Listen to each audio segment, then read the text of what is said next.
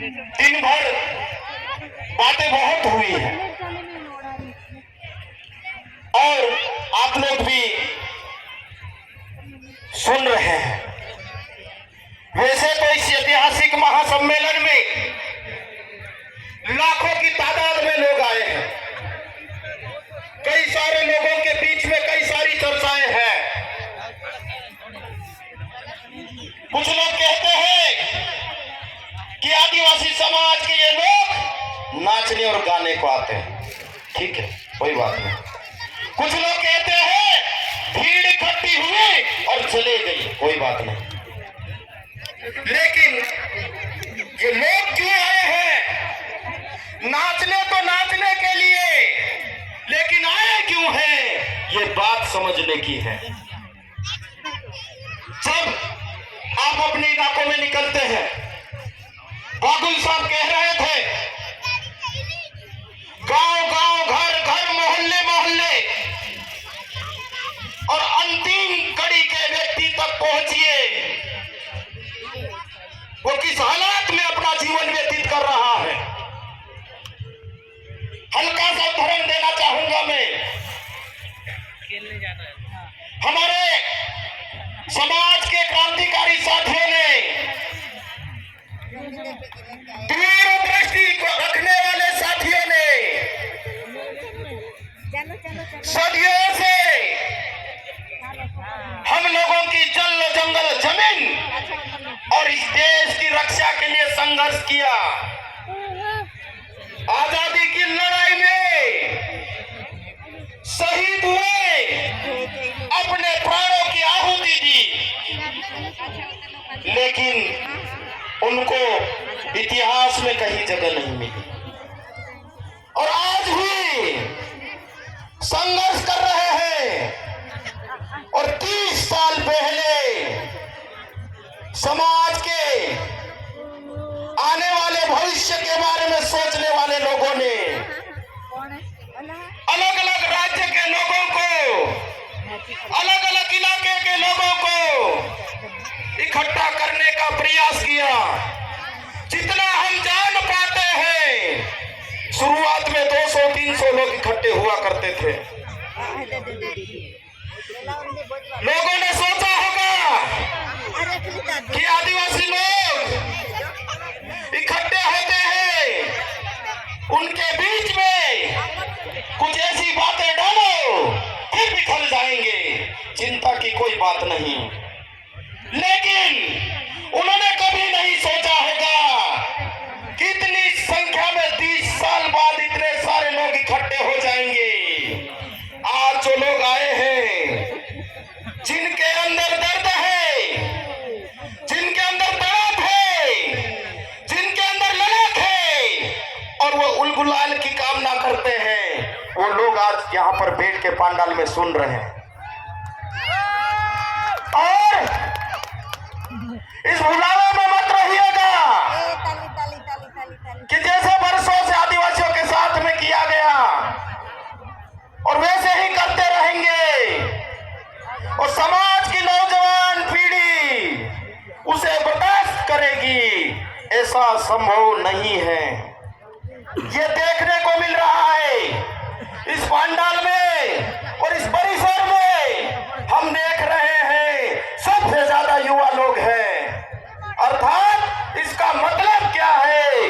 हमारे बुजुर्गों ने अपनी जवानी में जिस चीज को चालू किया था, आज इस समाज के नौजवान, युवा और बच्चे बच्चे तक ये वैचारिक आंदोलन पहुंच चुका है। ये रुकने वाला नहीं है, ये टूटने वाला नहीं है, ये आगे ही आगे बढ़ते जाने वाला है।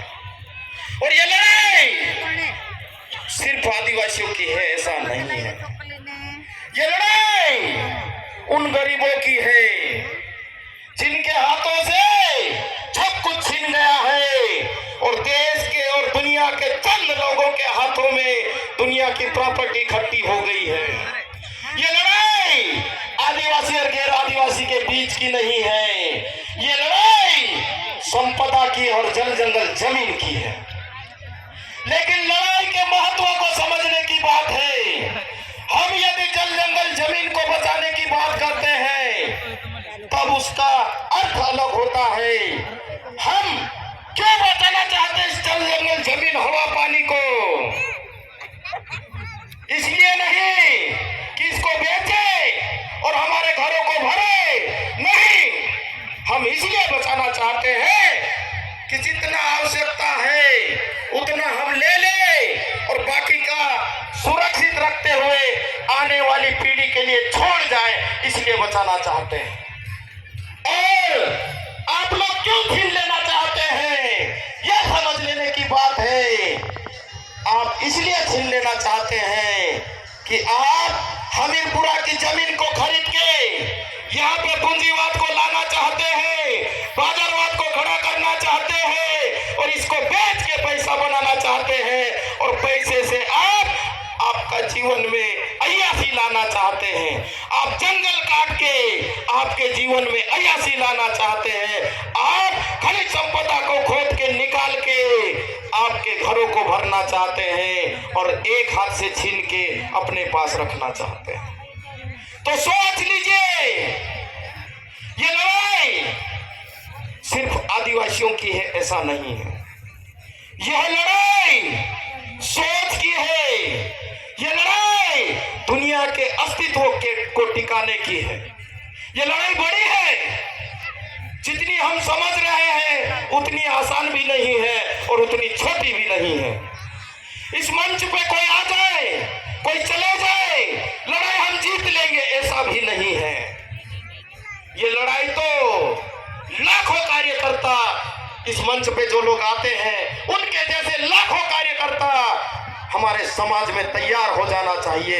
लड़ाई इस बात की है, जब हमारे साथी आदिवासी बचाओ यात्रा को लेकर पिछले 10 से 12 दिन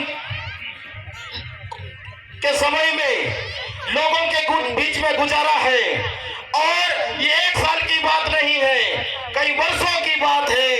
लोगों के बीच में जब जाते हैं तब पता चलता है कि वास्तविकता में हमारे लोगों की स्थिति क्या है। भाषण दे देना आसान है, गीत गा लेना आसान है, लेकिन उनकी पीड़ा को महसूस करना कठिन है। तो उस कठिनाइयों को समझने की जरूरत है। उनके पास में क्या है आप समझ नहीं सकते हैं। उनके पास में शिक्षा के लिए क्या है आप समझ नहीं सकते हैं। उसके नाम पर स्वास्थ्य के लिए क्या है आप समझ नहीं सकते हैं। उनके पास में पहनने के लिए क्या है आप समझ नहीं सकते हैं। और उसके पास में छत पे कैसा मकान है वो भी नहीं समझ सकते हैं। तो साथियों, देश में अब आदिवासी इकट्ठा हो रहा है और हम गांव-गांव, घर-घर जाकर कह रहे हैं कि आप अकेले नहीं है। इस देश का जो अंतिम पंक्ति का व्यक्ति है, मेरे समाज का व्यक्ति है या गरीब तबके का व्यक्ति है, उसके साथ में इस देश का आदिवासी समुदाय खड़ा हुआ है। और आज आपने देखा न सिर्फ भारत देश का आदिवासी समुदाय खड़ा है बल्कि दुनिया का आदिवासी भी उस व्यक्ति के साथ में खड़ा है। लेकिन हो क्या रहा है, यदि हम बात करें देश की, भारत के, तो 7.5% जनसंख्या, वो भी पुराना और नकली आंकड़ा है, आदिवासियों का है। 13 करोड़ से ज्यादा जनसंख्या आदिवासियों की। और उसमें भी जब संविधान की अनुसूचियां बन रही थी, आदिवासियों को शामिल किया जा रहा था, तो उसमें कई सारे भाई मेरे छूट गए हैं, वो इसमें काउंट नहीं है।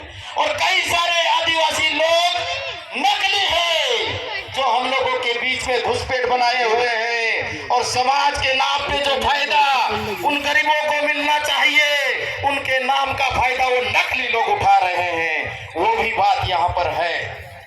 आपके इलाके में क्या है? आपके इलाके में जमीन है, आपके इलाके में पानी है, आपके इलाके में जंगल है, आपके इलाके में खनिज संसाधन है, उसके बावजूद भी मेरे समाज की हालत क्या है? और ये सिर्फ और सिर्फ इसलिए है कि हम लोगों को बांटा गया। भील के नाम पे, भिलाला के नाम पे, राठवा के नाम पे, वसावा के नाम पे, गामित के नाम पे, चौधरी के नाम पे, और ऐसे 700 से अधिक समुदायों में बांटा। और पंथ वाले भी हम लोगों के बीच में आए, धर्म वाले भी हम लोगों के बीच में आए, बीच में आए और हमको बांटने का काम किया। इसका नतीजा क्या हुआ? इसका नतीजा यह हुआ, आप लोग नारा लगाते हो, जय जौहर का नारा है, भारत देश हमारा है। वो भारत देश में जिसको कि तुम रक्षक और मालिक और जो जो शब्द कहते हैं, उसमें क्या हुआ कि सही सही जगह पे जहां आपका जीवन चल रहा था वहां से आक्रमण हुआ। आक्रमण से आप लोग धीरे धीरे धीरे खसकते खसकते जंगलों के अंतिम छोर पे जाके बैठ चुके हैं। अब आपके पास में कुछ नहीं बचा है, वापस मुड़ने के अलावा कोई चारा नहीं है। इधर समुद्र तक पहुंच गए हैं, उधर जंगलों तक पहुंच गए हैं। अब कहां से लाएंगे जमीन हम? तो अभी देश में 1% से कम लोग इकट्ठे हुए हैं। ये इकट्ठे करने का काम, लोग बोलते हैं भीड़ होती है चले जाती है, लेकिन काम करने वाले लोग कितने हैं ये महत्व की बात है। भाषण देने वालों की तो कतारें लंबी होती है, लेकिन काम करने वाले लोगों की कतारें कम होती है। ये सच्चाई है, हमको जान लेना पड़ेगा, तब आगे बढ़ सकते हम। फिर भी 1% से कम लोग भारत देश में आदिवासी लोग इकट्ठे हुए, तब इस देश के प्रमुख राजनीतिक दलों में हलचलें पैदा हो गई है। अदरवाइज आपको तो ओपन सीट से पंच भी नहीं बना सकते भाई। लोकतंत्र की और चुनाव की बात करते हो ना, आपकी योग्यता की बात करते हो ना, ओपन सीट पे आपको पंच और सरपंच भी नहीं बना सकते। एमएलए और एमपी की बात तो दूर है, राजस्थान की बात अलग है कि 2 4 8 साथी बन चुके हैं। दूसरे राज्य में ओपन सीट से आपके एमएलए और एमपी कितने हैं ये देखिए।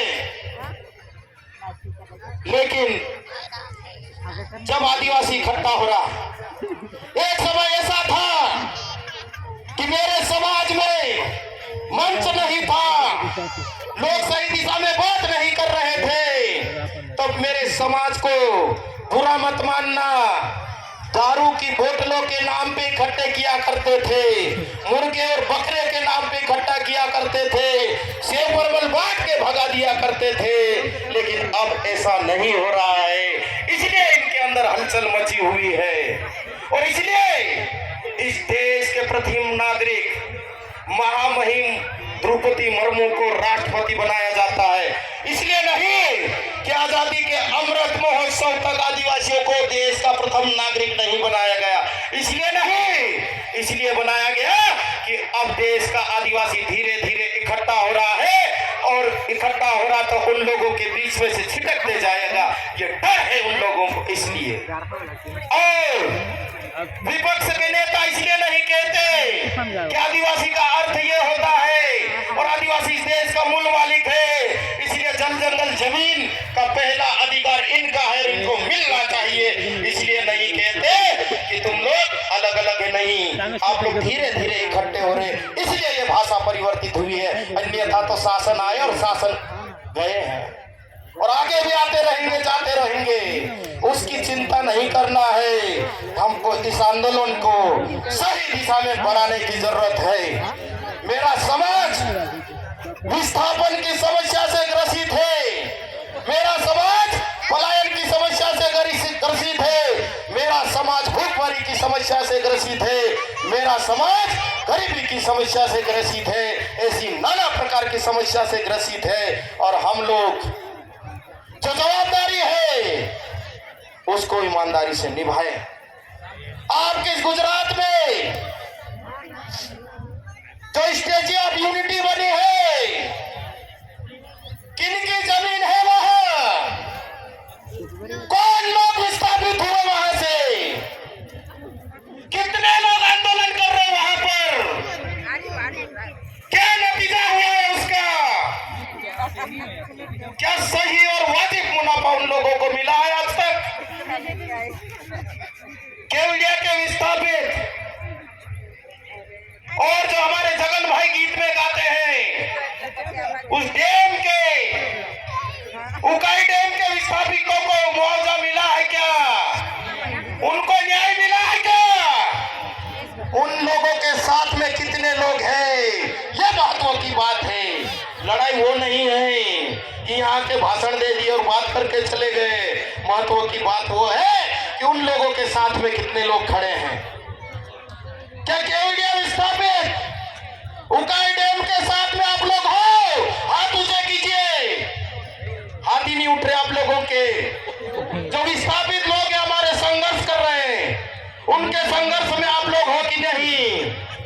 आप लोगों को साथ होना पड़ेगा। लड़ाई अकेला कोई नहीं लड़ सकता है। जैसे बात हो रही थी कि आज आपकी बारी है, कल दूसरे की बारी आएगी। इसलिए भारत देश के आदिवासी एक हो और यूनाइटेड हो। छोटी मोटी बातें समाज में होती रहेगी, घर परिवार में भी होती है। ये हमारा परिवार बड़ा है, इसलिए बड़ी बड़ी बातें भी होती रहेगी।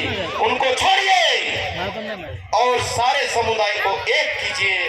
और जो भील भिलाला गोंड कोरकू वसावा के नाम पे हम लोग अलग अलग करने की बात करते हैं, उससे ऊपर उठिए। और संस्कृति के नाम पे जो आदिवासी एकता परिषद ने आंदोलन किया है, उसके घोषणा पत्र में छोटी छोटी बातें से लेकर मोटी मोटी बातें लिखी गई है। उसको पढ़िए, उसको समझिए।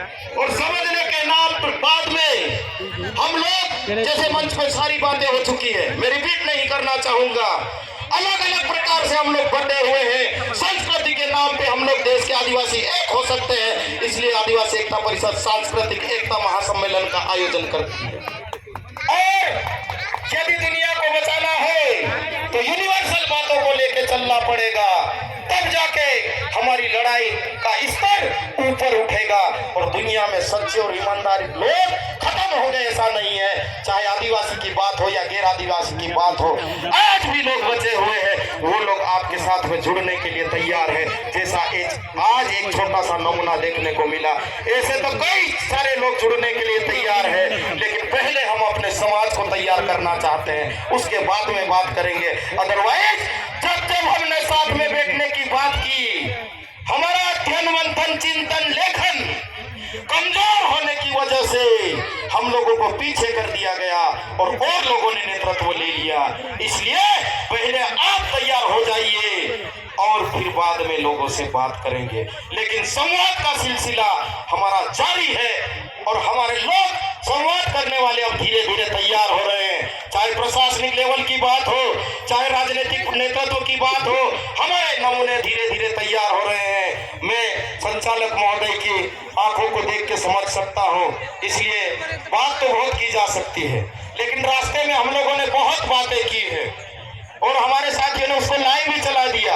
हमने मना किया कि हम लोगों से मिलने के लिए आए हैं, बात करने के लिए आए हैं, उसको मत कीजिए, लेकिन फिर भी किया।